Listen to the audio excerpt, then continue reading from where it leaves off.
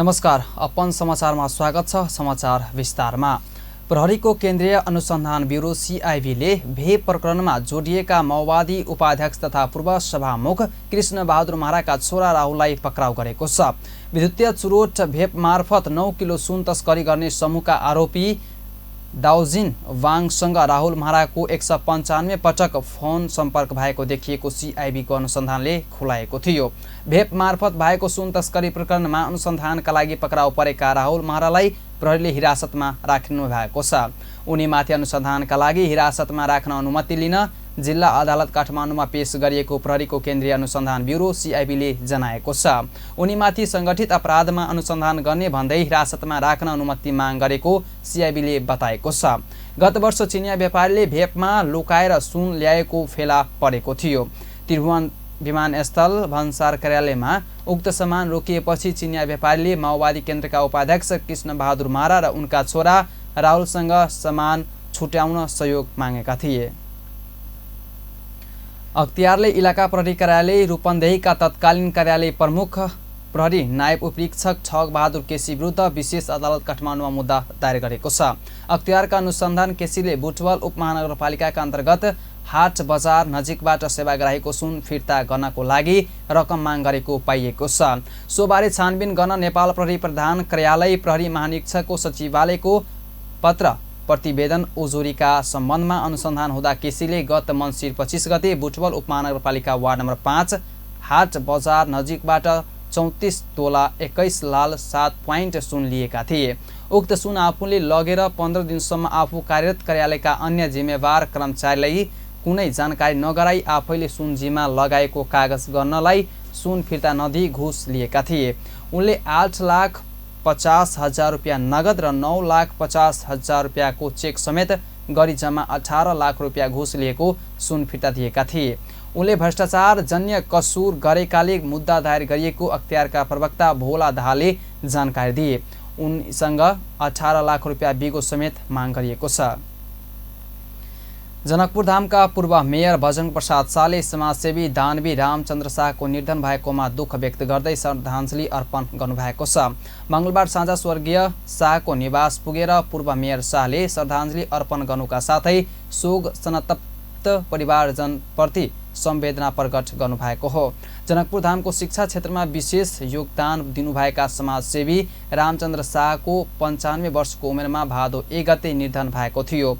जनकपुर धामको रामस्वरूप रामसागर बहुमुखी क्याम्पस, राराव सरस्वती कन्या माध्यमिक विद्यालयको निर्माण, कयौं धर्मशाला, पुल सहितको सार्वजनिक संरचनाको निर्माण गरेर स्वर्गीय रामचन्द्र शाहले अतुलनीय योगदान दिएको पूर्व मेयर शाहले बताउनुभयो। भवन सब उनका सबके बहुत योगदान के बारे में जति चर्चा कल जाए बहुत कम है।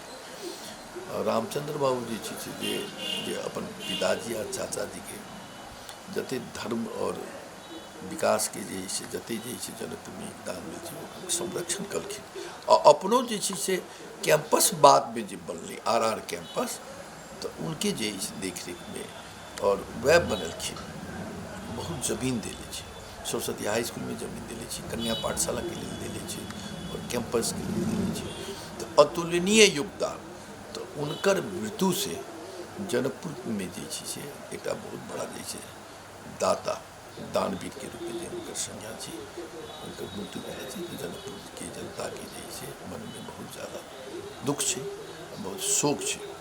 हमारा समय में हमरा याद है हम सब बहुत चीज़ उनका से सीखलिए।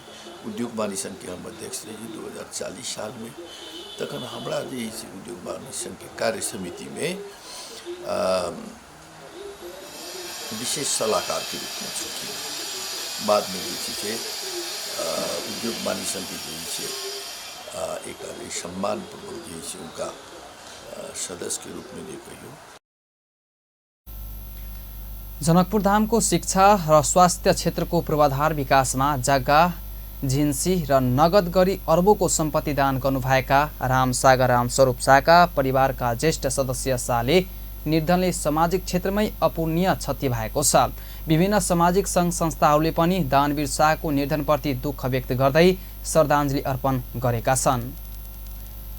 नेकपा एमालेको सचिवालय बैठक सिराहामा सुरु भएको छ। एमालेको चौथो महाधिवेशनबाट मदन भण्डारी महासचिवमा निर्वाचित भएको सिराहाको धनगढी माई नगरपालिका वार्ड नम्बर 14 स्थित सरे अम्बासमा बुधबार दिउँसो बैठक सुरु भएको हो। बैठकमा पार्टीको मिसन ग्रासरुट अभियानको समीक्षा गर्ने र केन्द्रीय कमिटीको बैठकको पनि मिति तय गर्ने नेताहरूले बताउनु भएका छन्।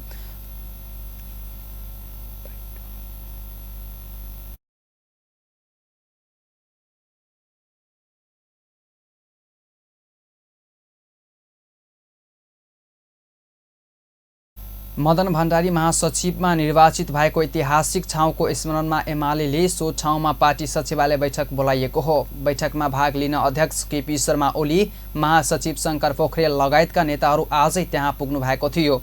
नेपाल कम्युनिस्ट पार्टी संस्थापक 75औं वर्षको अवसर पारेर एमालेले ऐतिहासिक राष्ट्रिय महत्त्व राख्ने शहीद स्तम्भको समेत शिलान्यास गर्नेछ। अध्यक्ष ओलीले सो स्तम्भको शिलान्यास गर्नुहुने एमालेले जनाएको छ।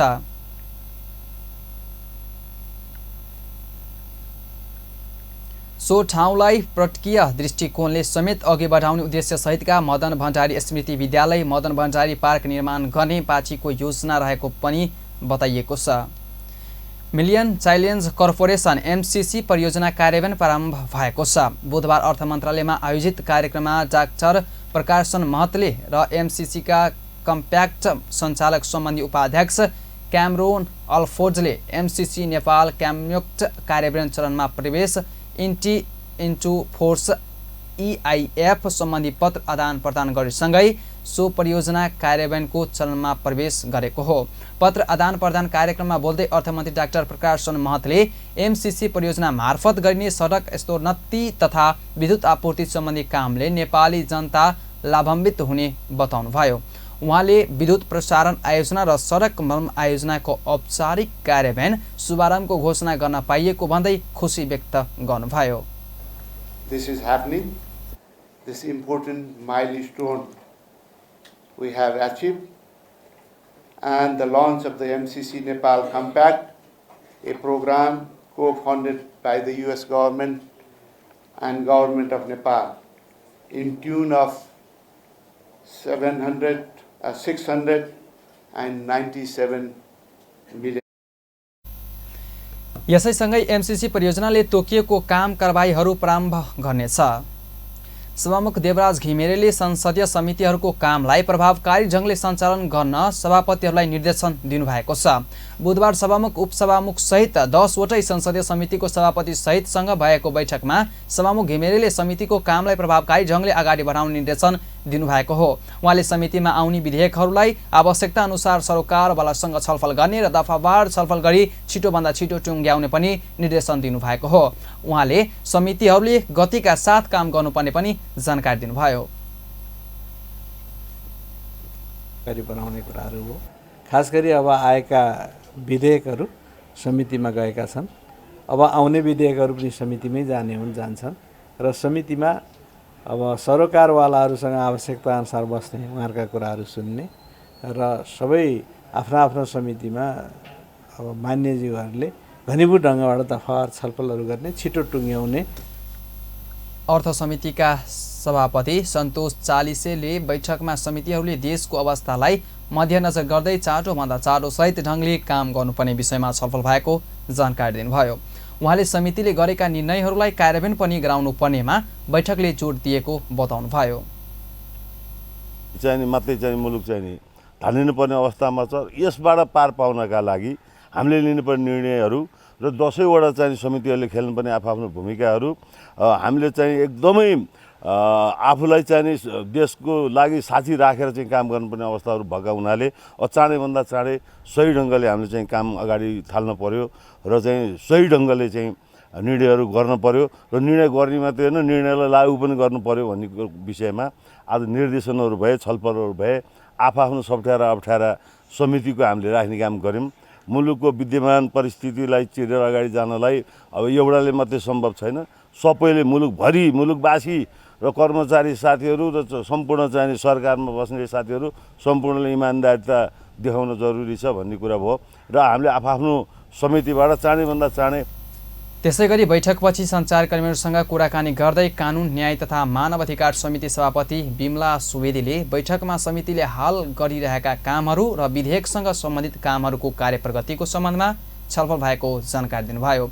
उहाँले पनि समितिको कामलाई प्रभावकारी रूपमा अगाडि बढाउने विषय नै सभामुखले राख्नु भएको जानकारी गराउनुभयो। बधाईसहितको त्यो छलफल भयो र समितिमा विधेयकहरू सम्बन्धी कामहरू के हुँदैछन्, कुन कुन समितिमा चाहिँ विधेयक सम्बन्धी कामहरू के हुँदैछ भन्ने ढङ्गले चाहिँ कुराकानी भएको छ र आज सुरुवात मात्रै हो।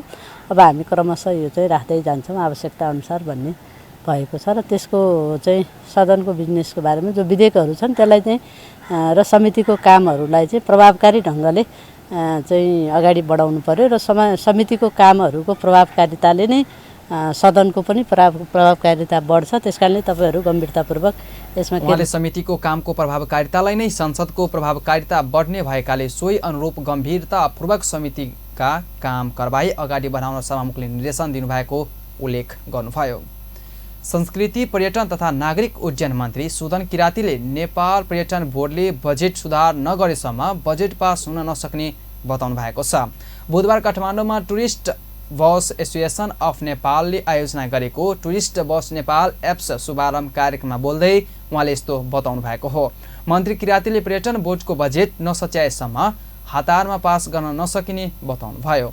उहाँले नेपाल पर्यटन बोर्डका प्रमुख कार्यकारी अधिकृत डाक्टर धनञ्जय रेग्मीप्रति लक्षित गर्दै बोर्डको बजेट कमिसनको दुनो सुझाउनुको लागि तत्काल आउन नसक्ने बताउनुभयो।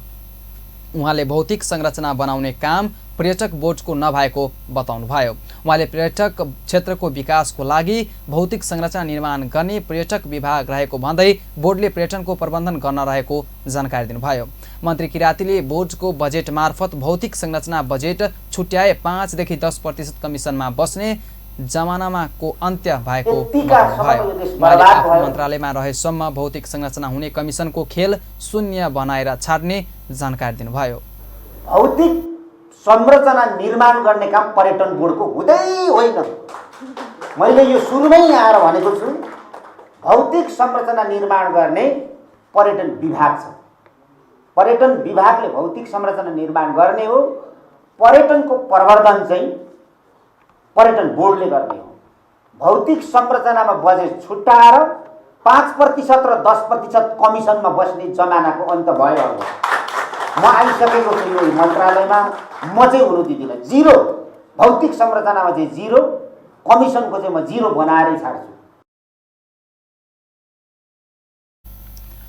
उहाँले प्रधानमन्त्री पुष्पकमल दाहालको नेतृत्वमा राष्ट्रिय सहमतिको सरकार बनाउनु पर्ने बताउनुभयो। उहाँले राष्ट्रिय सहमतिको सरकार बनाउँदा सबैभन्दा पहिला मन्त्री पद त्याग्नुपर्छ भने मन्त्री पद त्याग्न तयार रहेको बताउनुभयो। मन्त्री किरातीले आफू मन्त्री हुनको लागि नजन्मिएको भन्दै राष्ट्रिय आवश्यकता अनुसार तत्काल खुर्सी छोड्न तयार रहेको पनि बताउनुभयो।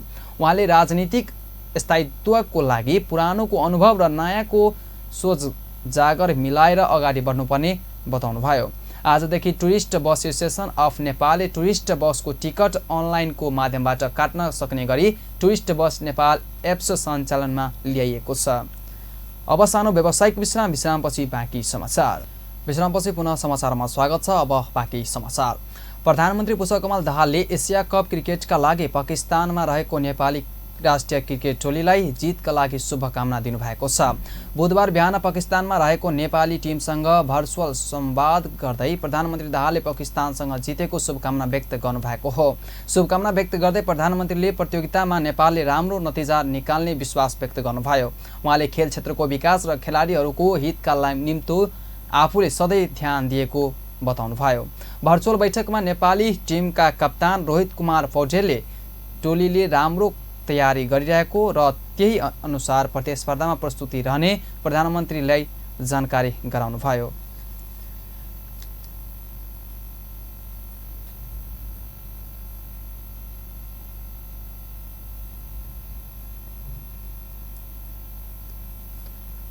पाकिस्तानको एक अदालतले पूर्व प्रधानमन्त्री इमरान खानलाई गोप्य दस्तावेजहरू सार्वजनिक गरेको आरोपमा जेलमा राख्न आदेश दिएको छ। इस्लामाबाद उच्च अदालतले मङ्गलबार उनलाई धरौटीमा रिहा गर्न आदेश दिएको थियो। पाकिस्तानका सबैभन्दा लोकप्रिय राजनीति नेता खान गत वर्ष सत्ताबाट हट्दैदेखि धेरै कानुनी मुद्दा फँसेका छन्। उनीमाथि 200 वटा मुद्दा लगाइएका छन्। नेता खानले आफूलाई आगामी चुनाव लड्नबाट रोक्न गरिएको षड्यन्त्र अनुरूप ती मुद्दा लगाइएको दावी गरेका छन्। नेता खानको पाकिस्तान तहरी-ए-इन्साफ पीटीआई पार्टीका उपाध्यक्ष पूर्व विदेश मन्त्री शाह महमुद कुरेशीलाई पनि यस मुद्दामा पक्राउ गरिएको छ। नेता खानका वकिल सलमान सफदरले औपनिवेशिक युगको गोप्य कानुन अन्तर्गत नेता खानलाई 2 हप्ता थुनामा म्याद थपिएको बताएका छन्। सैन्य मुद्दा चलाउन प्रयोग हुने कानुन उनी विरुद्ध लगाइएको सफदरले बताए। भ्रष्टाचारको आरोपमा खानमाथि गरिएको 3 वर्षको जेल सजाय मङ्गलबारबाट उल्ट्याइएको थियो। पाकिस्तानले एसिया कप क्रिकेट उद्घाटन खेलमा नेपाललाई 343 रनको विशाल लक्ष्य दिएको छ। कप्तान बाबर आजम र इफ्तिखार अहमदको उत्कृष्ट साझेदारीसँगै पाकिस्तानले नेपाललाई विशाल लक्ष्य दिन सफल भएको हो। मुल्तान क्रिकेट स्टेडियममा टस जितेर ब्याटिङ रोजेको घरेली टोलीलाई नेपाली बलरहरूले दबावमा राखेका थिए।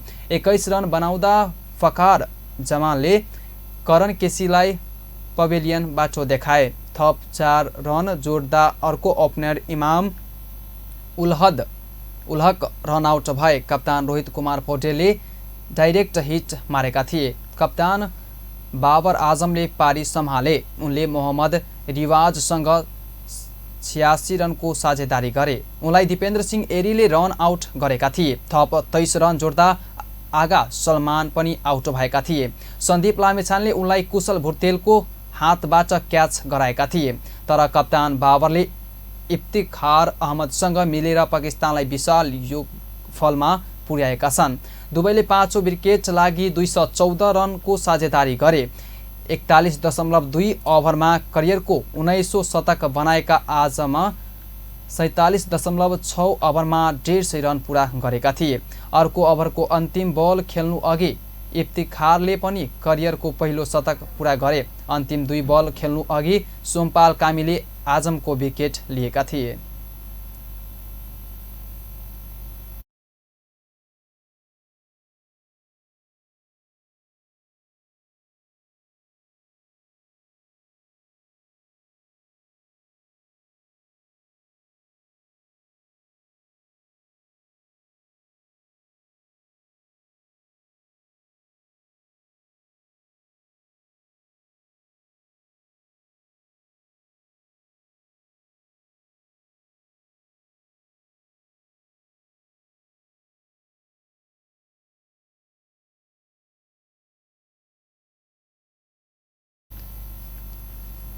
सर्लाहीको चन्द्रनगर गाउँपालिकामा जङ्क फुड निरुत्साहित गर्न सामुदायिक विद्यालयहरूमा टिफिन बक्स वितरण भइरहेको छ।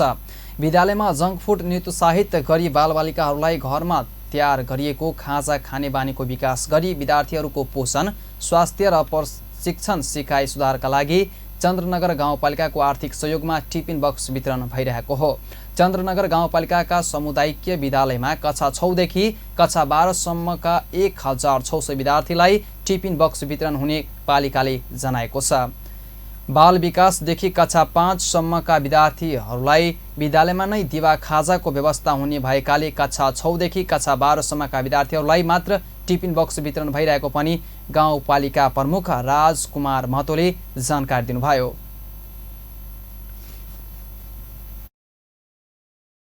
से 12 तक के बच्चा के टिफिन देता आ घर में जे पके छे, घर में जे खाइ छै सब उ चीज घर के गार्जियन बना के जेना अगाड़ी कहलो ना बच्चा साथी सब की बोर्डिंग स्कूल में जब बच्चा पठाबै छी त सभी चीज तैयार कर के पठाबै छी। कपड़ा आयरन करके पठाबै छी, कपड़ा सफा करके, टिफिन पैक करके, पानी के बोतल में के पठाबै छी। तो कम से कम तो खाली टिफिन ना है, ये अपने के गार्जियन सब के एगो घंटी सेवा कि आई बार हमर बच्चा पढ़े जाए 10 बजे तो हमरा 9:30 बजे टिफिन बना के धो देवे के आ बच्चा हमर पढ़े गेल कि न गेल सेहो एगो घंटी के काम करते।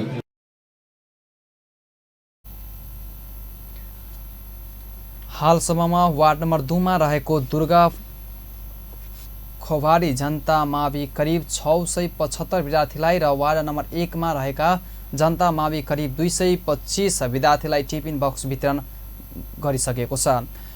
बुधबार वार्ड नम्बर 6 स्थित रहेको मरी चमान मावि करिब 417 जना विद्यार्थीलाई टिफिन बक्स वितरण भएको छ। यो टिफिन बक्सले विद्यार्थीहरू अब पूरै घण्टी विद्यालयमा रहने वातावरण बनाउने भएको हुँदा टिफिन बक्स वितरण कार्य सराहनीय भएको विद्यालयका प्रधानाध्यापक लालबाबु यादवले बताउनुभयो। हस्त अहिलेलाई यतिकै। फलफल खबर तेज नजर हेर्नुला अप्पान टेलिभिजन। नमस्कार।